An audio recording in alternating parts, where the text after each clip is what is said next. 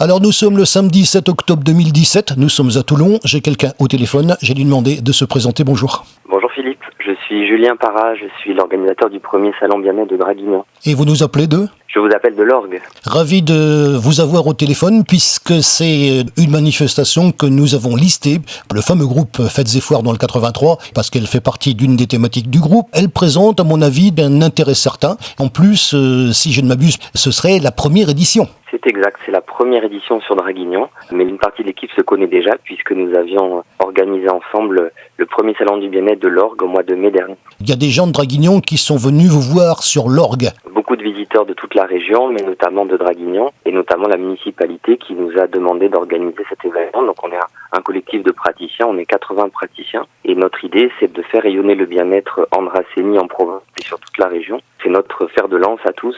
On y œuvre dans nos cabinets, dans nos formations à longueur d'année, mais l'idée c'est de proposer des activités pour toute la famille sur ce nouvel événement. Alors justement, l'occasion, puisque celui de l'Orgue, on l'avait annoncé aussi, je me souviens. Comment ça s'est passé à l'Orgue ? L'occasion également de parler de l'Orgue et on parle de Draguignan juste après. Écoutez, sur l'Orgue, on a eu un premier bel événement qui était autour de la prise en charge de soi au naturel. Donc on a œuvré pour faire connaître nos pratiques complémentaires de santé, de bien-être. Et on a eu également la possibilité de présenter aux visiteurs des cours et des ateliers pour qu'ils puissent expérimenter. C'était une première étape vers leur bien-être et vers leur mieux vivre au quotidien. Ça s'est bien passé à l'Orgue. C'était sur combien de jours ? L'Orgue, c'était également sur 2 jours et on a eu la visite de 1500 visiteurs qui ont participé avec nous et qui ont aussi amené leurs pattes à l'édifice. Il y avait beaucoup de joie et beaucoup de plaisir au printemps à découvrir aussi notre belle région, mais également à œuvrer pour faire connaître le bien-être et pour être dans l'autonomie. On va parler bien sûr de ce qui nous intéresse, c'est-à-dire à la fin de ce mois. On vous interviewe un petit peu avant de manière à annoncer en même temps la manifestation. Ça se tient donc à Draguignan. On situe Draguignan ? Draguignan,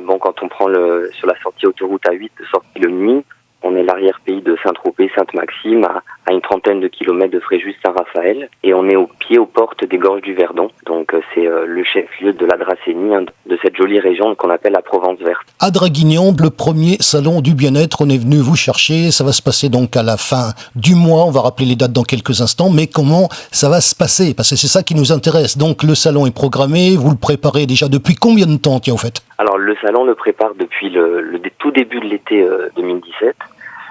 Et l'idée de cet événement, qui est co-organisé avec la municipalité de Draguignan, c'est de faire le lien, le pont entre les pratiques de santé classiques, de médical, et les approches complémentaires du corps, de l'esprit, qui apaisent le corps et l'esprit, avec une thématique qu'on a choisie tous ensemble autour de la famille, de l'harmonie et des émotions. À Draguignan, il y a beaucoup de familles dracénoises qui recherchent des solutions naturelles de santé. Et c'est vrai que ça nous est beaucoup demandé d'informer sur cette autonomisation, sur le naturel, sur comment prendre soin de soi vraiment au quotidien et de sa famille. Cet événement, c'est la première édition, mais il a pour vocation de transmettre nos savoirs, d'être dans l'échange avec les visiteurs et de se mettre en lien également entre nous, entre praticiens. C'est important puisqu'on travaille toute l'année en synergie les uns les autres. Et donc ce salon, c'est une première étape pour qu'on puisse comprendre que le bien-être fait partie du quotidien et qu'il n'est pas en substitution de la médecine, du médical, mais qu'il est en complément. Justement, l'occasion est toute trouvée de poser cette question. Le bien-être, il y a beaucoup de personnes qui connaissent ça ? Disons que j'ai beaucoup entendu le bien-être comme mode, mais en réalité, le bien-être, ça passe, c'est dans notre vie au quotidien. Ça passe par l'alimentation, ça passe par se prendre en charge, observer ses émotions, regarder ce qui se passe pour nous.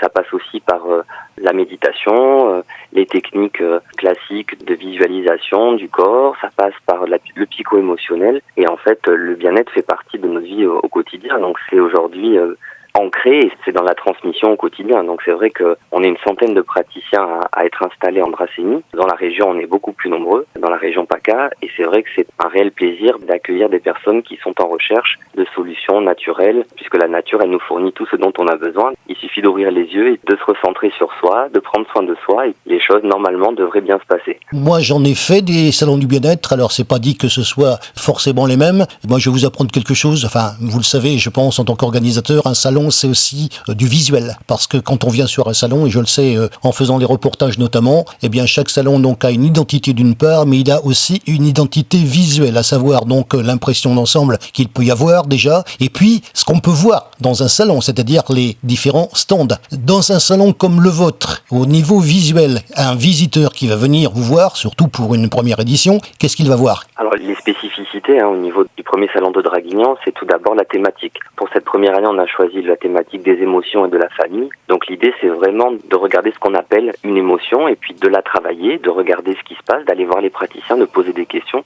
Donc ça, c'est la première chose, c'est la thématique qui est nouvelle, qui est innovante.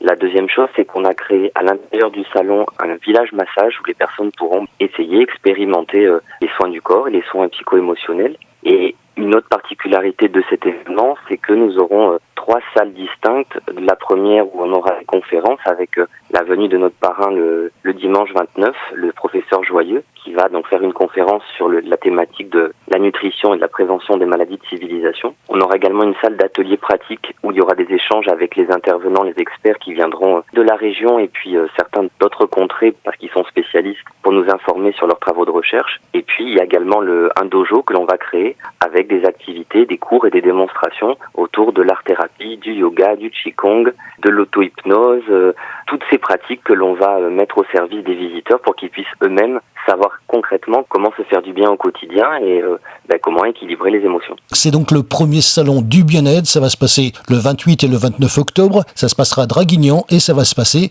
au complexe Saint-Exupéry. C'est où le complexe Saint-Exupéry ? Alors on n'est pas loin du centre-ville de Draguignan, derrière le pôle Chabran qui est le nouveau pôle culturel de Draguignan. Donc il y aura toute une signalétique pour les visiteurs avec des parkings aussi à disposition. Pour ceux qui le veulent, nous aurons également un espace restauration végane et végétarien avec des spécialistes de l'alimentation consciente pour que les personnes puissent également se faire du bien.